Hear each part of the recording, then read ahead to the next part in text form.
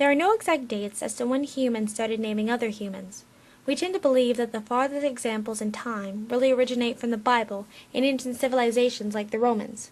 In the book of Genesis, names represented one's character.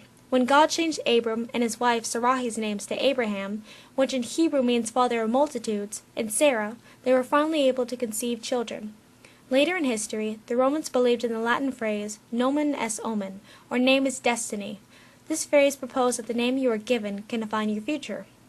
Due to the fact that the Romans believed that your name is literally your destiny, and the Bible's dictation of your future reveals that names were meant to mean something more. Because of the rise of Christianity, people were encouraged to name their children after saints and martyrs of the Church, such as Mary, John, Matthew, and Peter. Christian names also started to affect other cultures with their own pool of names. However, early Christian names changed the least with time.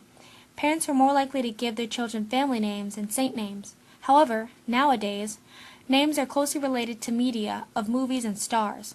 For example, the rise of Britney Spears made Britney a more popular name, and Twilight led to the rise of names such as Isabella and Jacob.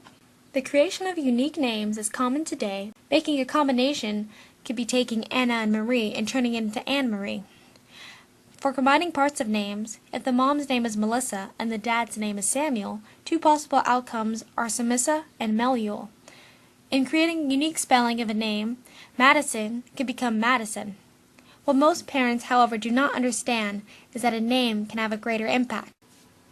The creation of unique names for children creates unintended negative side effects for them in the future.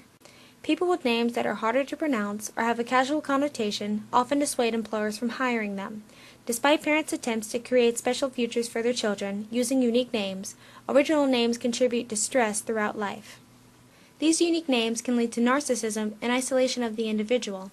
Also, people with unusual names are usually deemed less attractive than their traditionally named counterparts. Creative names can cause educational problems through teachers lowering their expectations for them, limiting the students' opportunities. Names determine how individuals associate themselves with society through implicit egotism. Founded by psychologist Dr. Brett Pelham, implicit egotism explains how people unconsciously gravitate to things that remind them of themselves. For example, a man named John will have a stronger preference to the letter J compared to a man named Michael. This name-based adoration can contribute to major life decisions. If John loves the letter J, he may favor moving to Jacksonville or be attracted to a woman named Jennifer.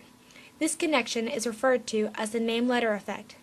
Driven by their name, people can be pushed into actions and decisions that can determine their future. Nominative determinism is another theory that our names have an influence on what we do with our lives. For example, in California, there is a woman named Amy Freeze who works for the news as a meteorologist.